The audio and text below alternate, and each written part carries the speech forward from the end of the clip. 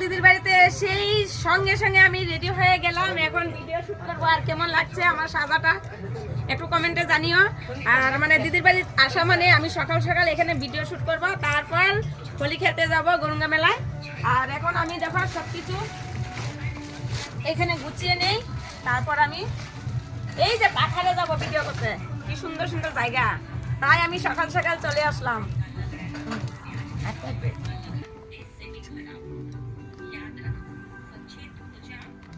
তো ঘরে থাকলে তো এইভাবে এত হোলি খেলা যায় না, মানে ভিডিও করা যায় না, কারণ সংসারে কাজ করতে হয়। আর দিদির বাড়িতে আসলে তো কোনো কাজ টাজ করতে হয় না, অনেকটাই ফ্রি থাকি।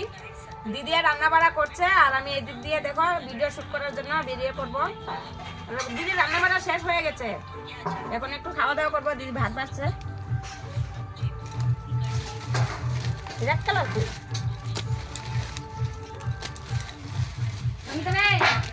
দেখে না।